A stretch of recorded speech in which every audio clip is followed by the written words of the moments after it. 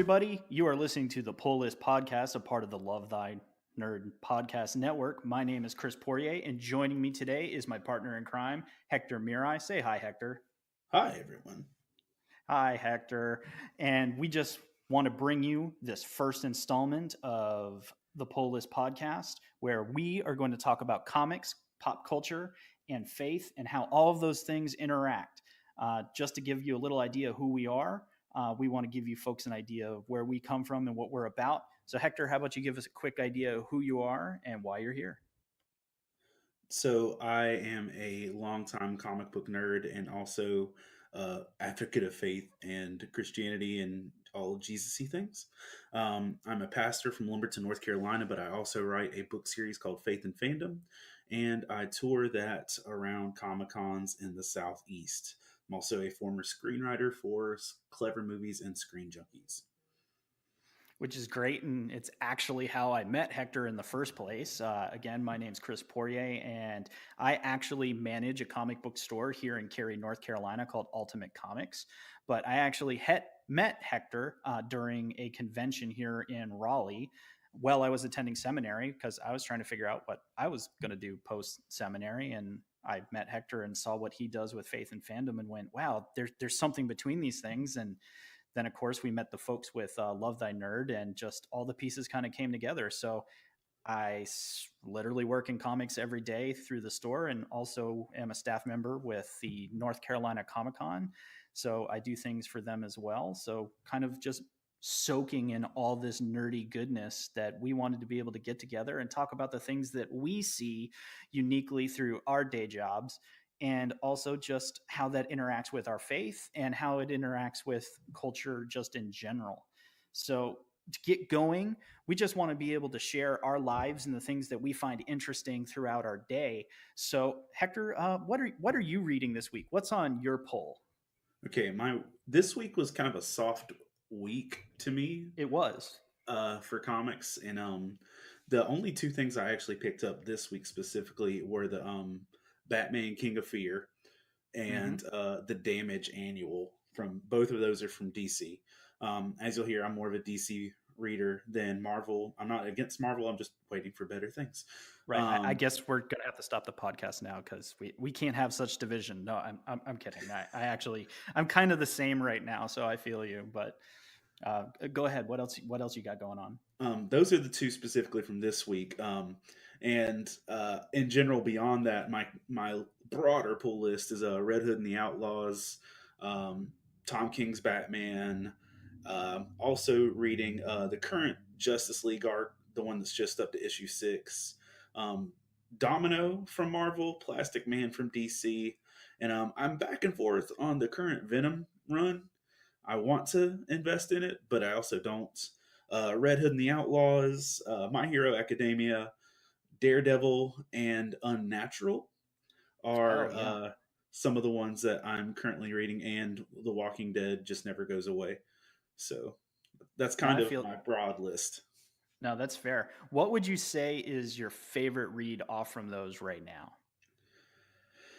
Uh, in general, Tom King's Batman is my steady favorite, and we're going to talk about that a little bit more today. But Yes. beyond that, I've really, really, really enjoyed Red Hood and the Outlaws. This current run, they're up to issue 25, and I can honestly say, like, the first, yeah, I'd say 18 out of those 25 were great, which is a pretty strong number for a 25 issue run of comics. And my just concern is though that they're about to take a hard turn about the direction of the book, the feel of the book. The best part of the book to me has been I feel like they finally got the formula right for a Jason Todd group. Before with Jason was previously in an Outlaws group that consisted of a Red Arrow and not Artemis, but Starfire, former Teen Titans, and it just I always felt like it was the wrong mashup. I felt like it was the wrong team, and that Starfire was extremely poorly used as a character. But in this last 25 issues, the team dynamic has been a Bizarro Superman, a clone of Superman, Right. and Yeah. Artemis, the a basically outcast Amazon. So I thought it was just really a nice effect that they made a mirror, a dark trilogy, a dark trinity of DC outcasts, a dark Superman, a dark Batman, and a dark Wonder Woman. And just watching their team dynamic has been outstanding, and it's kind of been heartwarming. And in the last couple issues, they've torn everything apart. And now Jason Todd is about to come back looking like a Mortal Kombat extra. And I'm I'm I trying to did see learn. those. Uh, Yeah, the cover art, he's got the scorpion mask, a red hood. Obviously, it's his name. But like sword placements on his back where he's carrying a katana and a crowbar. And I'm just like, okay, I'm going to read this. It's one of those deals that you have to be really bad for me to not read a Jason Todd comic book because he's one of sure. my top three favorite fictional characters. And I think it wasn't until I think I've read everything Jason Todd except the Red Hood and the Arsenal run when it was just those two, because I'm like, I can't deal with y'all. Um, so I'd say that's kind of my favorite. But then, Gail Simone's books of Plastic Man and Domino are both kind of a joy to read each month. So those are my bigs. I pretty much decided this week though that after buying the annual for Damage, that I'm gonna let Damage go. I've tried really hard. If you're unfamiliar, Damage is a one of the new DC characters introduced over the last year. That is supposed to be like the new class of heroes, and he's basically a cross between Our Man and the Incredible Hulk. Um, he's a character that has immeasurable strength and potential for 1 hour, and the entire time it's an internal struggle within himself. And it's been solid, but I feel like they're beating a dead horse in the pace of their storytelling. And at this point, something else should have happened. And how are you releasing an annual and you've had this few issues? So I'm like, y'all need to step your game up. But that's kind of where I'm at. So what about you? What's currently turning your pages? Well, I'll tell you what, the life of a comic book store manager may seem like this absolutely amazing uh, goal for so many folks in the industry, but the realities of being in shop every single day means that sometimes I fall a little behind. And I find myself in that circumstance right now that I'm not sure. I've looked in my poll this week to see what's there. And I came to the same conclusion that this week seemed like it was a little slow, and that sometimes happens usually in the third and fourth week of a month that things will kind of plateau off to set up for the beginning of a new month. But primarily, my poll typically is a smattering of everything because the joys of being in shop is I need to know a little bit at least of everything or have some idea. But specifically, I'm the same that Tom King's run on Batman is very much towards the front of my list, and that's why we're going to talk about that today. But also, Tom King's run, Mr. Miracle, that Oh yeah, maxi I that they're forgot. running 1 through 12 has just been so good. And It's easily one of the best things I've read.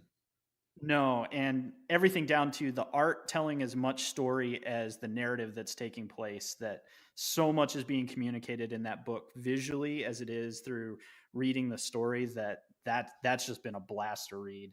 I'm thoroughly enjoying Doomsday Clock, which is currently the successor, if you will, to Alan Moore's original Watchmen series, but even more specifically, is taking the Watchmen and pulling them into the DC universe proper. So, for folks that might not know a whole lot, the Watchmen was told as an isolated story. It didn't take place in the same part of DC's universe where Wonder Woman, Batman, all the regular characters took place in. And Alan did that on purpose. But as part of Rebirth, which has been going on for about 2 years now, which Well, he did it is on DC. purpose, but like, yeah, Oh that's one of yeah, my favorite things about the trivia of it is that it wasn't originally supposed to be that. right, That right. originally it was supposed to be canon characters. That the question was Rorschach's role. That Captain Adam, right? was going to be Doctor Manhattan. Um, Captain Atom, is that right? It's the Right. silver guy from Superman. Right. Yeah. Um, there was a lot of different pieces, and then yeah, they just like you said, they ended up on that different island. And then historically, Alan Moore also doesn't like to have his stories changed or added to, so Oh this yeah. kind of just became a thing. But I think the most fun part about it so far is Jeff Johns, who is currently writing it, is clearly a Watchmen fan Oh and yeah. has done Absolutely. such a great job that this has been a love letter, is what I consider it, to the Watchmen universe. And I know you and I have talked offline before in other conversations that he even introduces new characters that feel like they just belong, like they've always been there, and that they just move along, introduce these new characters, and give us part of the story that we haven't had before. Yeah, Mime and Marionette are Are gold. great. Yep.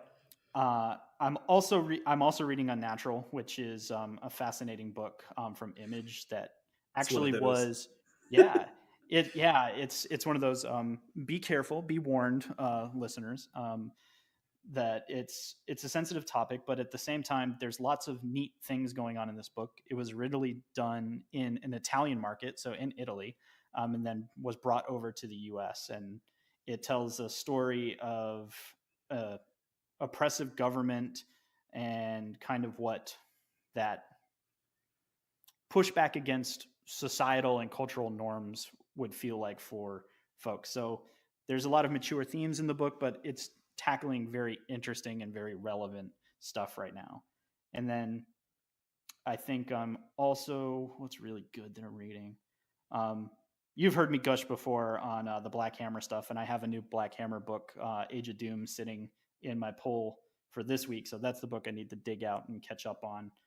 Writer Jeff Lemire has kind of created this dark superhero universe. So it's not your typical Marvel or DC superhero story, but more about the feelings and intricacies of those heroes and what their life is actually like and about outside of the fact that they have really weird, strange superpowers.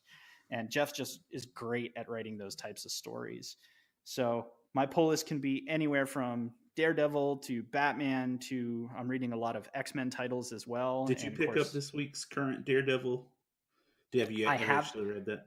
I have it, but I haven't had a chance to read it yet. So I'm looking forward to that because that's one of my more favorite Marvel reads. Um, I was gonna because say Matt it. Murdock It really is, looked yeah, to me like the that run from that run that I picked up after the last time I talked to you about the whole deal with the holy armor knights and the troll looking villain. I mean, that was a really enjoyable run, and I know they're shifting gears now, but that's what I'm interested to see what's about to go down with that. yeah, absolutely. Um, so that's kind of what I'm reading. I'm also trying to keep up to date with My Hero Academia, so that kind of becomes my other outside reading source as well, and been enjoying Which the show. that most recent book was it felt really slow in the first sections of it, but there comes a point towards the end of it that it's like, just the last section of that book made it a really solid pickup of this Sure. most recent one. And that's one of the things I appreciate most about my kids reading a lot of what I read is like we're currently also watching My Hero Academia, and my kids are like, this isn't in the book. Why are they stalling? And I'm like, well, they're running out of comic books, and they've got to throw in some filler episodes here. So Yeah, and I was gonna say it's a good part to talk about it just for a moment is that they've actually even written an article recently that talks about the fact that they're starting to do episodes that are usually what most series would refer to as filler, but they believe that they're providing filler, but also at the same time still trying to progress the story and the characters individually. And I kind of see that. And I've been trying to separate the two mentally, which can be part of that fun challenge of reading something we really enjoy and then seeing it actualized in either a show, a movie, or something. But either way, it's been a really fun process just to kind of look at and see how I mean, they're similar teams. It's not unlike in the American market where typically a comic book gets adapted and maybe the original creative team has some input. that Right. in at least a lot of manga, what you see is the creative teams are usually actually pretty similar or the same. So sometimes that's why you see things. I just feel like in a lot of cases that anime just ends up being pretty good, but then we get translation issues, and that's more so where you'll see the Yeah, differences the between them. translation issues are kind of present, but I feel like these are better filler episodes than anything you get from like Dragon Ball Z. Um, That's fair. like the filler episodes in Dragon Ball Z, you feel like you're literally being tortured, and then these episodes, like the one that was this past weekend's actually, it was a filler episode, but Yep. it was actually a pretty intriguing story, and I feel like that's one that would have actually been a lot harder to pull off on a page. So Yeah, there was a lot of interaction and the relationships of some of uh, the heroes starting to come out as they're going through their exam. So, but yeah, no, this is a lot of what I've been spending my week, my month doing. Obviously, being in the store means that I try to pick up pieces as I go. But I think one of the best parts about what we share, Hector, is that we usually try to take a look at a lot of this stuff and apply the lens from our faith background, and from the reality that we both have jobs that we do on the weekend, or we never really, we say weekend, no, but we're it's always, the weekend. ministry never stops, people. It's just one of those realities. So you may hear us refer to the weekend, but yeah, ministry is always something that's going on, that a lot of comics and these types of stories tell these stories of struggle, tell stories about humanity, and tell stories about our culture. And that's really what we want to focus on with this show. And to get us started, something recently happened within Tom King's run on Batman, that entire story has just been kind of amazing, with lots of ups and downs. And one thing that makes Tom King an excellent writer is his focus on relationships, and even internal struggles of characters is something that he just excels at. Right. But we actually want to talk about this episode, Batman issue number 53 specifically. And Such a good just, episode or issue. it's, yeah, no, so much was going on. And Hector, how about you kind of set us up for what's been occurring and then where 53 leaves us, so we can kind of get into it, because there's a lot to talk about here, and we want to try to be into the issues here, because we think, I mean, our culture is talking about it. It's not just comic book news, but you might have read Batman's an atheist, What? Um, right? no. So we're currently in a 3-issue arc called Cold Days. That jumps off right after the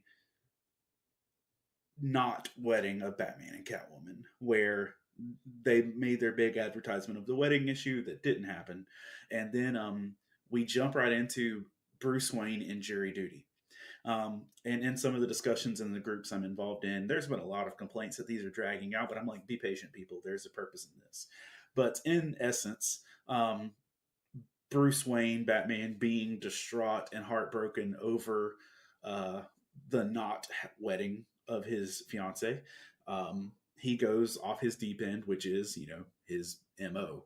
He gets heartbroken, he gets darker, and blah, blah, blah. But normally it takes someone else snapping him out of it, but he snaps out of it himself this time and deals with it. But he basically decides that Mr. Freeze is guilty of a crime and beats Mr. Freeze within an inch of his life, to the point that Mr. Freeze confesses to a crime Mr. Freeze did not commit, rather than Batman destroy him. And so, feeling the guilt of that and seeing what he's done, Bruce Wayne has bribed his way onto a jury so that he can make sure that Mr. Freeze doesn't end up going down for his temper and his guilt and his anger. And through this process, Bruce Wayne has been using this time, 12 Angry Men style, to deal with his own personal issues, hangups, and frustrations. And it ended with I believe this is the climax of the story. It ended with an issue of 53 where most of the mass media started saying that Batman is an atheist, which was which shows a little lack of integrity on their parts of actually reading. But anyway, that's where we start this off at. Right. And so, just starting from the beginning, it's an interesting story because a Bruce Wayne got jury duty.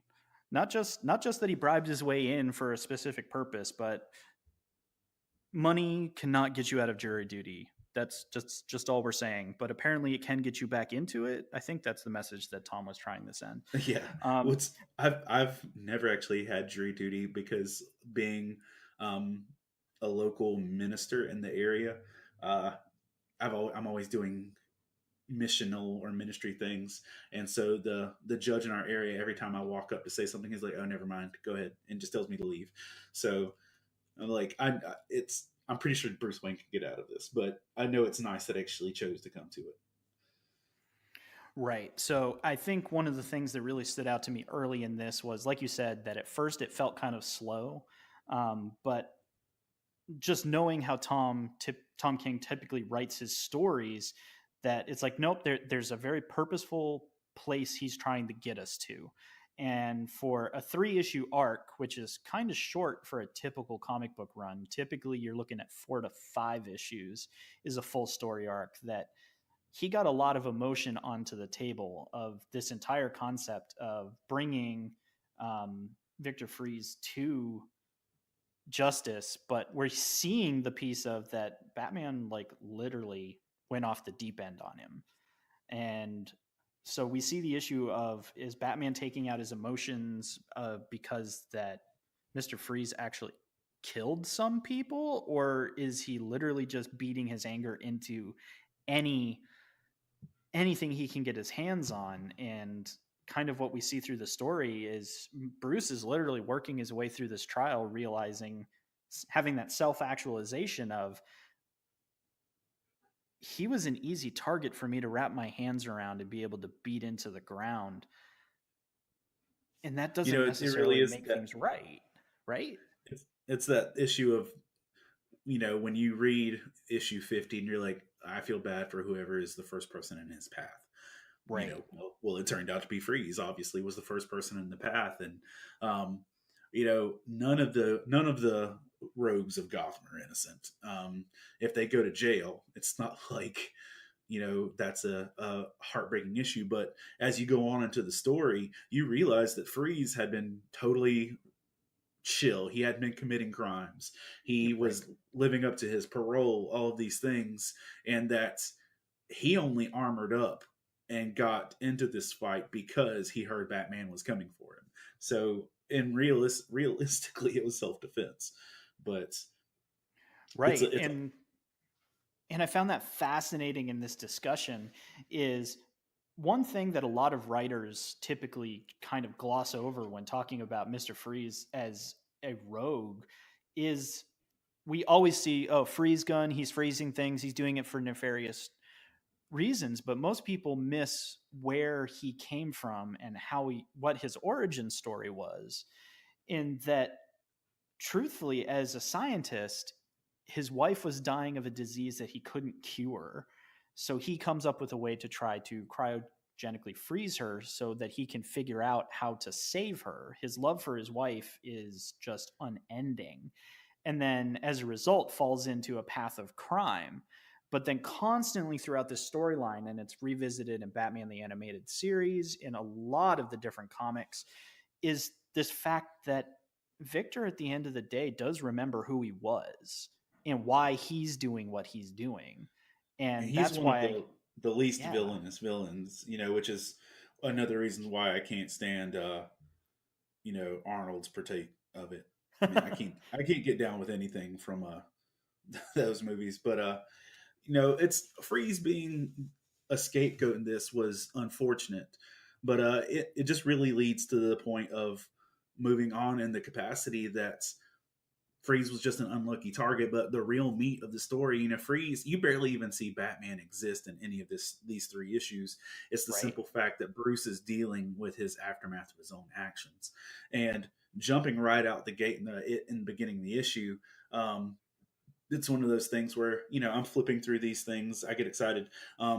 Point of interest, and with between me and Chris runs a physical comic book shop, and I am selfish and live far from a comic book shop, so quite often I buy my comics digitally. and which I know makes me a traitor and a sinner above all ranks. But It's you okay. know, I forgive you. thank you. You're welcome. So personally, for me, like I literally wait until Tuesday at midnight, and I'm excited to pick up my comics like while everyone else is sleeping. And so it's one of those things. I'm waiting to go to bed, and like on the second page, or no, literally on the first page.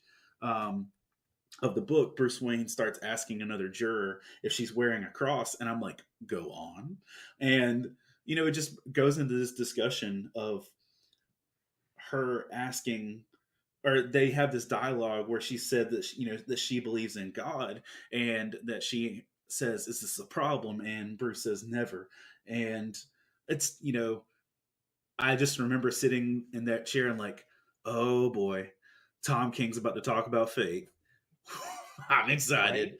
However, this turns out, I'm excited because I've all of my interactions and things that I've seen with Tom King, even if it's not his personal story, he is a masterful storyteller in what he's doing and the points he's getting across. So I remember literally by the second or third page, I was super hyped to finish this because just for me, being my heart about these things and the stories that are told, it's a big deal. So, like, what were your impressions just going into it before? Because you read it before the hype really hit. Um, Right.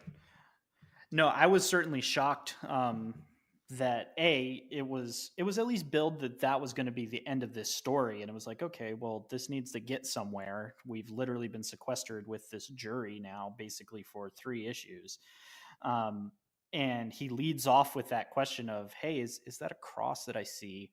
And the woman's like, "Why, yes. Do you take issue with that?" And he's like, "No, not really." And then Bruce goes down the story of telling basically his growing up that yes, his parents were devoutly Catholic and that they attended church and he not went Catholic, with them. It they're wasn't. Oh wait, Episcopalian. no, that's right, Episcopalian. He's Um, the quote is, see, "My father was a Christian. He that's held right. hallow the immortal soul, heaven, the Father, and the Son, giving your will to the Lord, trusting Him with that will. They wanted me to believe that too, but He wanted me to come into it on my own. We went to church. He told me all the stories. We talked a lot about what we can and can't control, and I just think it was such a neat entrance because of all the you hear stories of Thomas Wayne Sure. all the time and you hear Yep. references to them and their faith, but the fact that you literally see that Thomas Wayne and Martha intentionally were trying to raise Bruce up to be Bruce to be a person of faith. I was like, oh well, look at that. Even I love the aspect as a parent, just saying that he wanted me to come to it in his own terms. Being a Right. pastor, I've been a missionary, I've been all down these professional roads of faith. One of the things that I've always been afraid of is pushing faith onto my kids because I have 3 daughters and I don't want them to ever feel like you have to roll with what I believe because dad believes it. And to try and let them come into that on their own. So I just thought that was a really nice touch. And but on a flashback though, there's a few issues back where Booster Gold changes history Right. um, by letting Thomas and Martha live. And at that point, Bruce is very active in his faith, in this Right. alternate future. And so, I thought that was neat that it really did show that if it hadn't been for this tragedy in his life, because the next few pages of the issue really do break down that it was the simple fact that he couldn't believe in something like God or faith, but dealing with what he was dealing with what that hole he left him. The quote says, "I put aside believing in a deity or believing anything my father thought and saved him. I couldn't really see anything that saved him." And it was just that deal that he couldn't put his faith in the God that let his parents die. Right. And And I think that's what actually spoke the most to me um, personally is that this is a story that a lot of us can relate to, whether it's someone that has found their way into faith or found their way out of faith. That this is a story that a lot of us have heard is that we grew up in our parents' faith. They didn't really force it on us. And then some type of event occurs in their life that those paths diverge. And in this case, it was the horrific robbery and ultimately murder of both of his parents before him that pushed him in that way. And his natural response is anger. And I I get that. I can understand that. I know personally when I lost my father, I had actually just recently become a Christian, and I was mad as hell.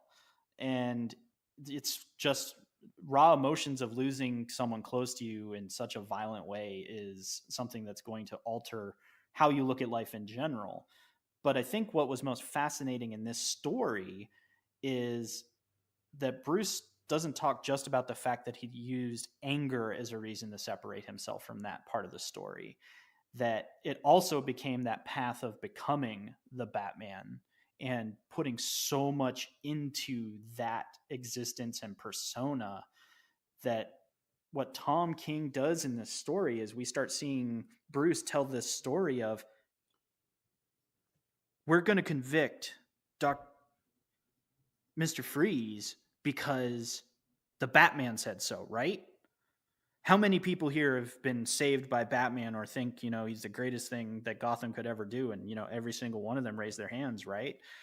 And he's like, but the isn't infallible, right? And Yeah. that part was really where I started finding interesting was, oh, I see what's happening. And I started getting exciting because you could kind of start seeing where the end of the story was going to be, was Yeah. Bruce was literally having out in front of a bunch of people that had no idea what's going on, that he had come to this point of worshiping Batman just as much as the people around him. When and it And wasn't even just about the people's response. He had right, created Batman to be his own personal god. Um, right, he said that I searched for something solid to put my faith in. I asked a great deal of questions and paid for some answers, but I didn't find anything out there as far as I went. So I came home and waited for something to find me. And and it's that classic scene of the bat coming in, breaking through the window, finding him. So he literally turned um, Batman into his god, and he goes on to say, he literally verbatim says, "I thought he was God," saying that Batman, he right. thought he was God, and that's just crazy to literally hear him say that out loud. And this was one of those issues, just one of those moments, just like with the book Judas. Literally every page as I'm turning, I'm waiting. Waiting with bated breath to see, is this going to end positively, or is this going to be like the most negative Jesus rickroll of all time? And Right. there's one page where Bruce says God is above us, and he wears a cape, and I was like, oh no, don't do it. But then literally the next panel is, so that's what I thought. And I was just like, man, go on. I think this was, I'm part of a discussion group at my local comic book shop, and there's a guy I don't really agree with his thoughts or opinions on anything in life, but he goes on to say these were the most boring waste of issues he's ever paid money for, and I'm like, bro, Oh, wow. do you even read these things? Because this was some of the most beautiful storytelling, and let me just pause and say, Lee Week's artwork is flipping phenomenal. Um, Oh, Lee no. The Week whole story has just been pieced together and visually let's amazing and narratively. A year ago, I didn't know who Lee Weeks was. And Hmm. even though he's a classic comic book artist, and one of my friends was at a comic book con and said, "Hey, did you know that guy over there is a Christian?" and was talking about Lee Weeks. So I went and got a print from him. I gave him a copy of one of the Faith and Fandom books. And then literally uh, a year later, this dude's doing one of the best Batman issues I've ever read. Um, so it's just crazy. And I think that's what's great about the medium. And I mean, for this particular issue, obviously, we're very much talking about the faith and overlap of the two issues. And that's what's so amazing about comics in general is that the creators, both the artists, the writers, and everyone involved, there's lots of people involved in getting a story to a page. And these are people too. They all have their upbringings, their backgrounds, and the things that make them who they are. And then they have the constraints of their characters and editorial that ensures that, the continuity of the universe stays together unless they're literally out to do something crazy, which does happen. It does happen. Um, but what's been great about this story is it gives us a very typical story. I'm sure a lot of people have had this or heard this faith story in some way, fashion, shape, or form, And what's fascinating to me is when I've talked to some people about this particular story arc, they're like, right, he's an atheist. And it's like, did you read the whole story or did you just stop when? Because there's one panel towards the beginning where he's like, well, I used to have faith. And then he tells the rest of the story we've been talking about. And people are like, right, there, he said he was an atheist. And it's like, but then he No. very quickly steps back to explaining that what happened in the absence of that in his life was he filled that void with something, and that something was Batman. And what he was starting to unpack was that that might have blinded him to a lot of different things. And you know, I think the most fascinating part about this is culture in general jumped on and said Batman's an atheist, done deal, we're good here. I, um, I, I and then literally had like a eye roll stomach churn when I saw Jessica Chobo saying Batman's an atheist, and I'm like, come on now. right. And a bunch of us sat and went, well, we don't know yet. The story could still go somewhere. We don't know. But then a few days ago, after almost a week of these stories propagating, Tom King himself on Twitter puts up the last panel of the book, because the other thing that everyone was so excited about was the story wraps up and Batman says, Alfred, get the old suit out. And we're Yeah, he said back the to original Batman suit. wears, right, he's wearing the trunks on the outside. If you don't know what we're talking about, it's really important to comics that Batman and Superman, the briefs are on the outside. Look it up. But You'll see what we're why? talking about. Right? Yeah. It's like we don't know why they wear their If underpants I on wear the my outside, but underwear it's on just the outside, I get right. arrested in minutes. Right. It's a style choice and it works for DC. Trust us. But he told that entire story and he said, I got to get back to roots. So get the suit out. And then at the very bottom of the page is a quotation out of Job 1. And he had been telling the story from Job during the entire section of Oh, explaining his let, faith let and me just everything. hit that because Yeah, I go got to ahead. say, like, I don't expect to be theologically challenged when or encouraged when I'm reading a Batman comic. I might look for like, oh look, that's cute, but I don't look for a theological challenge.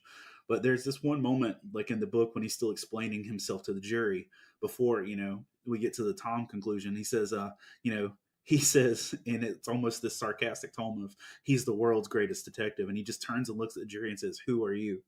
And then he walks to them and says, "You ever read the book of Job? That's what God said to him, right? God tore his guy's life away. He burned his family and his children, or his farm and his children. And Job gets a little angry and asks God why. And God says, I created the mountains and the miracles, and you're questioning me? You? Who are you?" And then he breaks down in tears at the table. Who? Who are you? And, he's not talking to the jury at that point. He's literally talking to himself, that, and then even going on that, he says, I fell, everything falls. He said, I screamed as loud as I could. I screamed, and my scream was a prayer to him, to the mask, and to the symbol, and to the rope and the fist. I begged for him to catch me. Tears in my eyes. I fell and I begged and I waited. Please, please, please, Batman, help me. And it's, that he literally prayed this prayer to Batman to save him from the pain that he was dealing with. I'm just like, this is a guy seeing that his false security, his false idol, his false sense of self wasn't going to save him. And I think my favorite one square panel of anything is that he says he's not God. He's not. He tries, he does, I know, and he fails time and time again, but he can't. He does not. And this was my favorite thing. And then when I started hearing people talk about the atheist angle, and I'm like, did you read this? Because like he says this in present context. He says he does not provide solace from pain. He cannot give you hope for the eternal. He cannot comfort you for the love you lost. And he's referring to Batman. And then he goes on to say, God blesses your soul with grace. Batman punches people in the face. And my only regret is I wish that didn't rhyme Right. because I'm waiting for that to be like a hook and a trap song in the Except future. that I mean, the beauty of comics is that more than likely that was he rhymed that on purpose. Oh yeah, I know you rhymed that on That's purpose. that's very Batman in terms of that context. But I mean, that's what's kind of wild though, right? Is we're sitting here talking about comics. Yes, we're people of faith and everything, but we we're not 100% sure on Tom King's position as a writer. We have Oh an idea no, of where Lee Weeks comes from. But this is a mainline, one of the best selling comics that comes out every week. And it's the we're best having, Batman run of probably my adult life altogether. right, we're having this discussion right here. And so all these different fact patterns are falling on the table, and all the stories are Batman's an atheist. We finally know for sure. Um, and then Tom King, a week after the book comes out, literally just posts the picture from the end of that issue and says, I'm not saying, but I am saying I wrote it, and that's not how I read that. Yeah, he said But a lot of people yeah, saying Batman 53, which I wrote, shows Batman is an atheist. That's not how I read that comic, but I don't think my reading of it is the most important one. Anyway, I hope you read the whole thing for yourself and decide for yourself. right. And that was, I mean, that's when some of us got together and went, oh, we have to talk about this. Yeah. Because, yeah, with so much else going on in comics in general and so many wild things, there's very few issues where we actually overlap issues of trauma from early in someone's life, what their life looked like before and after a traumatic incident. And then for Bruce, he just went through another emotional, like, part of the reality of Batman is this entire concept of he's trying to fight for justice, but as a vigilante, simply because of that traumatic loss of that huge gap being ripped out of his life of losing his parents, that finally getting to the point literally decades later where he might fall in love with someone, actually trust someone again, and then that whole thing falls through. That it seems clear that Tom King was setting up this situation to be, the next difficult reality for Bruce Wayne. And then we literally see him working it out in public through the venue of this trial. That it's just such a wild piece of comics, but at the same time, it's also so comics. And I think that's what I love about this is that comic book writers and creators forever and ever have found all these really awesome ways to tell stories or what seem like over the top stories. And technically, all the pieces of this one really is over the top. But then Tom brings us all the way back into just this little room of 12 people, and we get almost Batman, Bruce Wayne's entire faith story almost in a full circle. And to me, that's been amazing. And it's great because it opens up all kinds of conversations. And just as Tom King said himself, it's like he basically was saying, let's have the conversation. He's like, I know that I wrote it and that I read it a particular way, but the beauty of comics is let's have the discussion. Let's talk about what you took away from this particular thing. And And if I anything, think I that's think one of that's great. one of the most powerful parts is like you can read this and I get it. Like I think some people just jumped on the atheist thing because it was convenient and it was sensationalist and people were getting that out there. I think it was obviously the atheist thing was a big push for selling, clicks.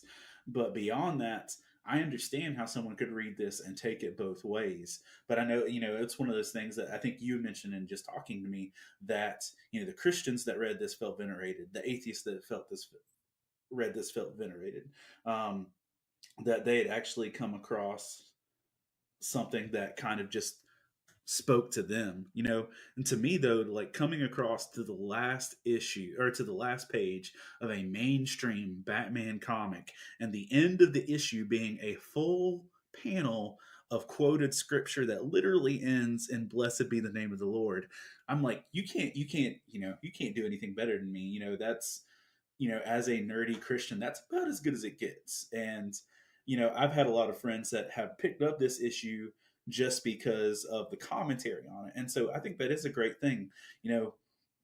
People picked up the wedding issue because I don't want to knock anyone for picking up the wedding issue because I know Right. especially your store had a big factor in that. But people pick up the wedding issue because it's sensationalist, because it's a moment in time. I think people have done the climax issues ever since Superman died. to Yep. me, in my memory. When you think a big life change is happening, you pick that up. Yep. Well, I personally ran out to buy the engagement issue for that reason. Like I heard, I was in Tennessee speaking at a kids camp, and rather than picking up on my Kindle, I'm like, oh no, uh, Batman's getting engaged. I better go buy this. Well, I know there are a lot of people that picked it up, but there are people picking up this issue not because it's a sensationalist moment in the history, but there are people picking this up because there's an honest discussion and breakdown of faith coming from literally one of the most iconic characters in all of pop culture. And that's powerful. So what whether I here's the deal. I don't need Batman to believe in Jesus. I don't Hmm. need that. It doesn't change me loving Batman. I don't think it necessarily, if you had Batman being an avid Christian or something, I'd be like, that might be a stretch. But I don't, I don't need Batman to justify my faith. But the fact that he can spark a conversation about things like this, I think that's fantastic. No, and I think that's exactly why we wanted to talk about it here today. And I think that's a great segue point to also just give people a rundown of what we're looking to do when we get together to be able to provide this hopefully wonderful podcast to the folks that love thy nerd, is to have that honest discussion. Is that, yes, we come from a faith background, but one of the things that we absolutely enjoy about our being nerdy and being comic book geeks is that comic books have just become, well, they have been this wonderful medium that provides artistic abilities from people that can draw well, art, color, and also people that write stories to come together as creative teams of people to be able to bring a product to market that isn't just sensationalist. There's plenty of those stories, but what's really been hitting well in the market for the last couple of years and kind of revitalizing comic books in general is these really deep hitting stories that are overlapping characters that a lot of us know and love, but giving us the personal angles that haven't quite been entirely fleshed out on the pages. And that's just what makes being able to be engaged in it so enjoyable, and why I enjoy what I do on a day-to-day basis, because the comic book store is where people come in to have these conversations, that a lot of these books don't just get read and we leave them on the table, that people want to talk about the experience that they just had, or did someone share what I took from this particular story. And we think that's what's been happening in culture, is that they read this story and went, right, he's an atheist, we finally know, and he's just shed everything around us. And people of faith read the same book and went, no, he's about to return to his faith because that's the place that he's grounded. But this is the conversation that gets to be had in the public space. And that's what we hope to do, is that we want to be able to absorb a lot of the cool stuff that's out there, be able to talk to some of these cool creators. We hope to do some interviews and bring them in so we can get what they were thinking when they were doing it. Well, All of us can sit here and assume what some of these folks do, but it's even better to bring some of these creatives in and be able to have that discussion. So that's kind of a quick hit of what you can look forward to on this particular podcast. Um, but yeah, so what final thoughts do you have for us, Hector? well, I really do. I think it's a great place to be able to have these discussions. And, you know, this is the thing. Batman 53 is a rare commodity. You're not Yep. going to find mainstream comics that this avidly look for faith content. And you're also, and that's one of the things that we're not going to do. We're not going to try to shoehorn Jesus speak into everything, but Yep. it doesn't Absolutely have to not. be a story about God or Jesus to like actually spark those conversations. But like even Batman 50, the wedding issue this past weekend, I was at a Charlotte Comic Con in Charlotte, North Carolina, and we have a friend that's professional in the business. Who works for Sonic? Works on Sonic the Hedgehog. He's worked for DC. Yep. He's worked for Marvel, Iron Man, some different things like that. And you know, he this is a comic book artist that lost his wife at a young Hmm. age, and he said, that he couldn't put the issue down of issue 50 because it was literally helping him process how he lost his wife. Sure. And And so there's literally, we're standing in the hallway of a Comic Con, um, hundreds of people walking around us, other artists, other creators, and I'm talking with a guy whose comic books had helped him process how he dealt with the loss of his wife. And then he told me straight up, I'm scared to read this issue because it dealt a lot more with the Book of Job, and he knew that it was going to apply to his life. He's like, I can't read this issue here because it's going to wreck me. Um, so it's the only thing. Comics can be such a powerful medium, and the content and the heart of them, I think, are something that just translates into our everyday life. No, that's absolutely the case. And I think that's the beauty of podcasting and be able to get folks together. So that's what you guys can look forward to here on the pull list, that we'll be able to pull apart some of the bigger issues, some of the cooler things that we've seen. We'll even talk about some of the absolutely crazy things that occur in comics, because there's plenty of them. Just this week happened to be one of those cool topics where we get to talk about something, just as Hector said, we don't get to talk a lot about typically inside comics. So stay with us. Hit subscribe and see if this is something you guys are really into. We're just glad for the opportunity to be here to partner up with Love Thy Nerd and be part of the podcasting network. And, just like we've said, comics are really cool. And we're not just saying that for the fun of it, that if it can literally bring somebody to the point of having to deal with some of the things that they've experienced in their life, to you just read to be able to get that escape and read something absolutely crazy, or you are reading it because of the social commentary or the cultural commentary. Comics are where it's at.